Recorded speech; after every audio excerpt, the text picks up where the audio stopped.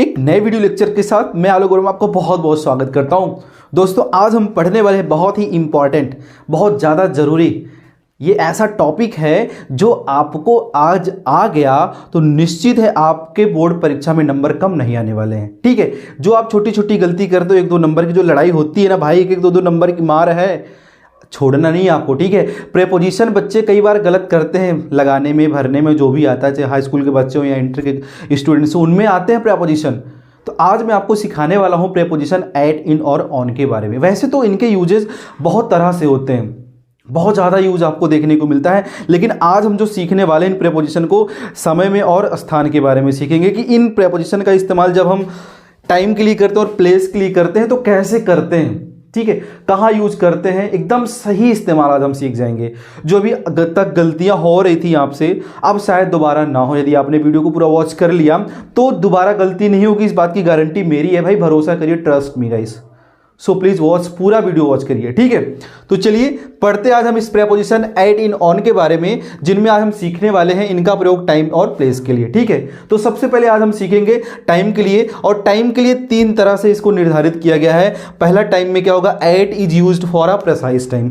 Eight का प्रयोग करते हैं हम एक निश्चित समय को बताने के लिए। निश्चित समय का मतलब आप जानते हो, 10 बजने का समय निश्चित होता है, सूर्य निकलने का समय निश्चित होता है, शाम ढलने का समय निश्चित होता है, आपका लंच का समय भी निश्चित होता है, ब्रेकफास्ट भी होता है, डिनर भी होता है, सुबह के 10 बजे हैं, दोपहर के 12 बजे हैं। तो इन सब समय को हम कौन सा समय बोलेंगे, प्रिसाइज टाइम बोलेंगे। तो ऐसे इन सब के लिए हम किसका प्रयोग करते हैं, एट का प्रयोग करते हैं। तो at is used for a precise time. ठीक, उसके बाद इन का प्रयोग कहां करते हैं, in is used for months, centuries and long periods. अब जब हम इन का प्रयोग देखेंगे समय बताने के लिए तो कुछ इस तरह देखेंगे कि समय में हम महीनों को बताएंगे, ठीक है, शताब्दियों को बताएंगे, सेंचुरीज को बताएंगे, and long periods. Long period मतलब लंबी अवधि के बारे में जब हम बात कर रहे हैं, अगर कहीं पर इस चीज़ की चर्चा हो जिनमें मंथ्स हो, सेंचुरीज और लॉन्ग पीरियड्स की चर्चा हो, तो वहां पर आप किसका प्रयोग करोगे, इनका प्रयोग करोगे। ठीक है, उसके बाद सबसे आखिर में on. On is used for days and dates.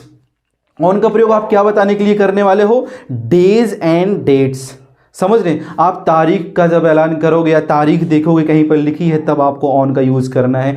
दिनों के नाम आपको जब देखने को मिले तब आपको भैया किसका प्रयोग करना है, ऑन का प्रयोग करना है। समझ गए, आई होप कि आपको ये समझ में आ गया होगा। अब इसके बाद हम पढ़ने वाले हैं कि प्लेस में हम कैसे एट, इन, ऑन का प्रयोग करते हैं, लेकिन अभी हम सीखने वाले हैं कि टाइम में हम एट, इन, ऑन का प्रयोग कैसे करते हैं। तो आप देख लीजिए, एट का प्रयोग हम प्रिसाइज टाइम बताने के लिए करते हैं, इन का प्रयोग हम लंबी अवधि, ठीक है, सेंचुरीज महीनों के नाम को बताने के लिए करते हैं, या फिर जो महीने हो गए होते हैं, 1 2 महीने, 4 महीने, 6 महीने, उसको बताने के लिए करते हैं। उसके बाद यहाँ पे क्या करते हैं, on is used for days and dates, अथवा ऑन का प्रयोग हम क्या करते हैं, किसमें करते हैं, दिन और दिनांक को बताने के लिए करते हैं। तो आई होप को इतना आपको समझ में आ गया होगा। चलिए मैं चार्ट बनाया हूं, चार्ट के माध्यम से आपको समझा देते हैं कि कैसे इन तीनों का प्रयोग आपको करना है। ठीक है, एट का प्रयोग कहां होगा, प्रिसाइज टाइम के लिए होगा। इन का प्रयोग कहां होगा, months, year, centuries and long periods को बताने के लिए होगा। और ऑन का प्रयोग डेज एंड डेट्स को बताने के लिए होगा। आई होप कि ये समझ में आ गया होगा। समझ गए ना कि प्रिसाइज टाइम क्या होता है, कि निश्चित समय को हम प्रिसाइज टाइम बोलते हैं, और मंथ्स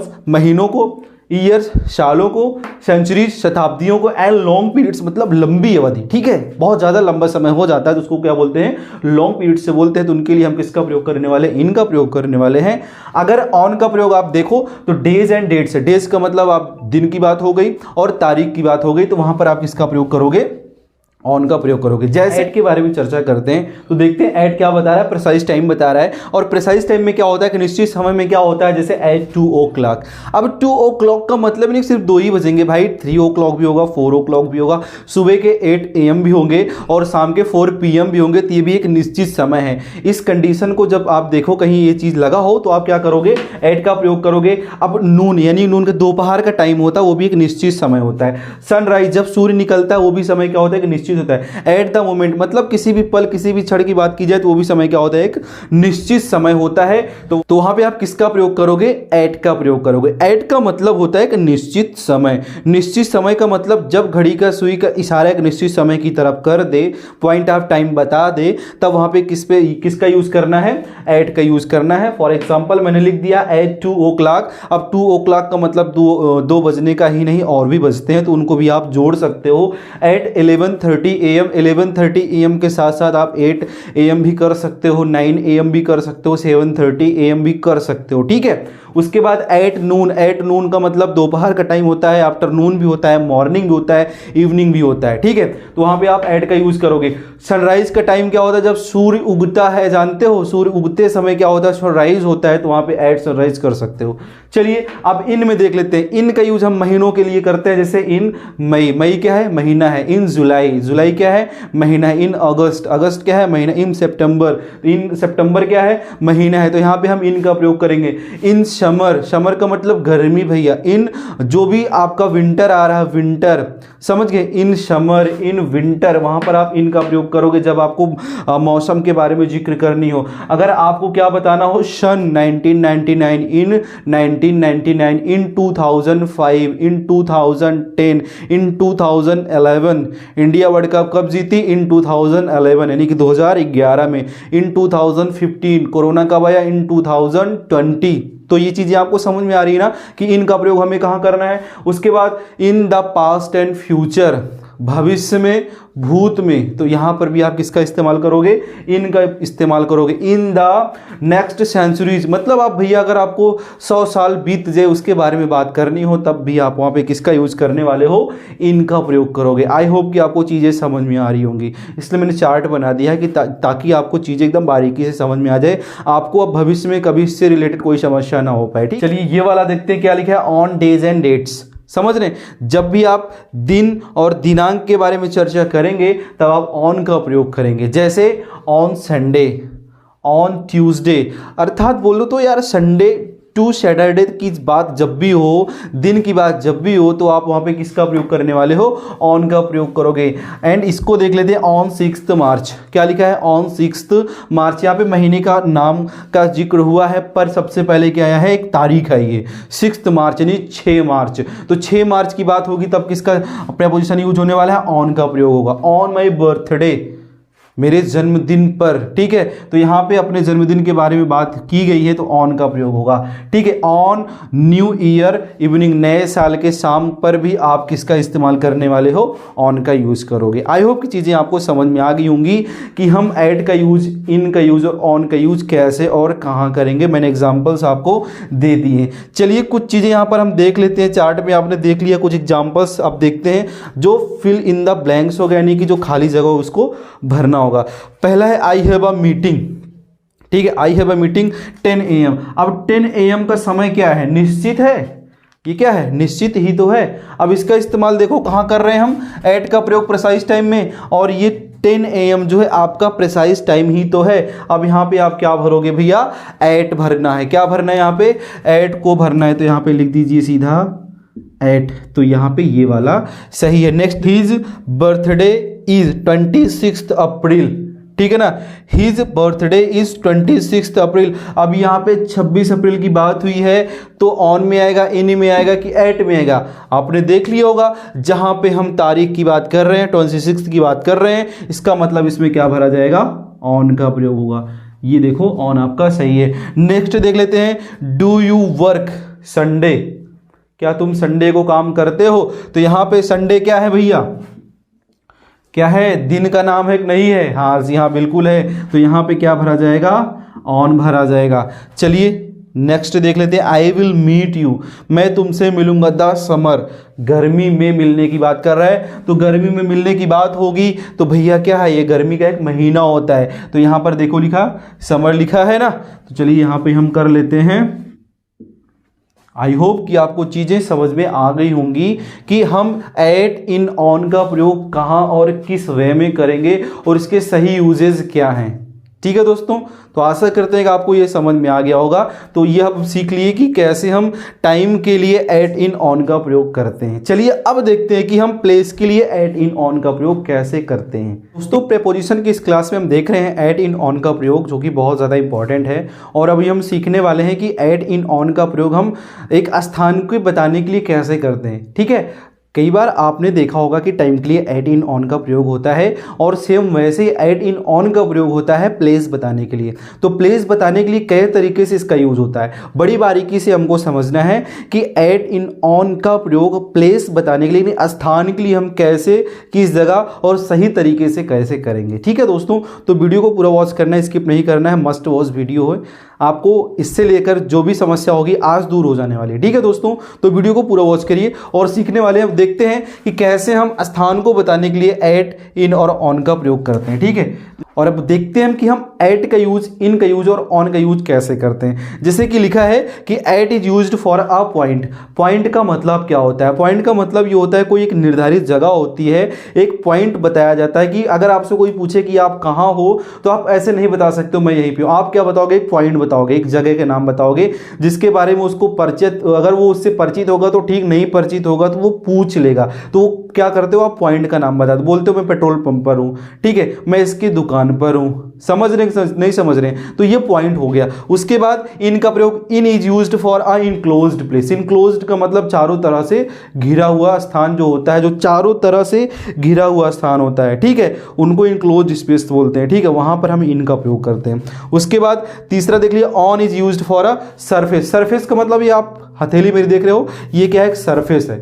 एक रोड होता है वो भी क्या होता है? सरफेस होता है। तो जो सतह होती है उसको सरफेस बोलते हैं और वहां के लिए हम किसका इस्तेमाल करते हैं? ऑन का इस्तेमाल करते हैं। ठीक है, आई होप कि आपको चीजें समझ में आ गई होंगी। अगर मैं आपको प्रैक्टिकली समझाऊं तो पॉइंट का मतलब, अगर मैं बताऊं कि मैं इनके घर पर हूं, ठीक है ना, मैं बोलूं कि मैं रामू के घर पर हूं, तो रामू का घर क्या हो गया भैया? एक पॉइंट हो गया। अगर बोला जाए कि ये कलम मेरी मुट्ठी में है, तो ये देखो मुट्ठी में है ना, तो ये इन हो गया, चारों तरफ से घिर गया कि नहीं घिर गया? इन हो गया। अगर बोलूं कि ये मार्कर मेरे हथेली पर है, ठीक है, तो क्या होगा? ये हथेली क्या है? एक सरफेस है।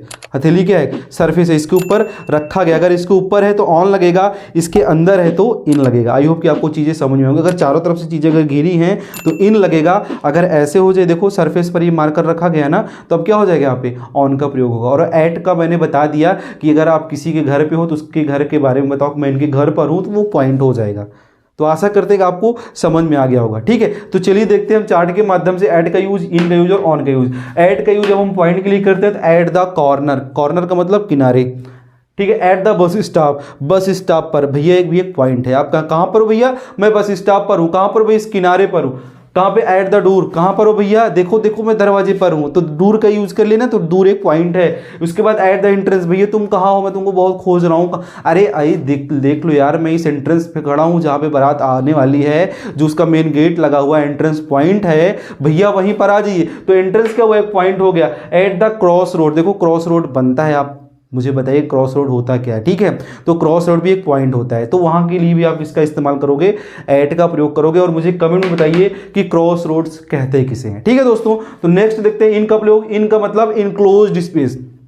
इनक्लोज्ड मैंने बता दिया, जिसे लिखा है गार्डन। अब गार्डन ऐसे चारों तरफ से घिरा होता है। क्या होता है? ऐसे घिरा होता है। तो जो चारों तरफ से घिरे होते हैं उनको क्या बोलते हैं? उनके पहले हम क्या लगाएंगे? इन का इस्तेमाल करेंगे। जैसे दिल्ली, अब दिल्ली की सीमा भी ऐसे चारों तरफ से लगी हुई है, घिरी हुई है, जहां तक दिल्ली लगती है दिल्ली लगेगी, तो वहां पे क्या, किसका इस्तेमाल करोगे?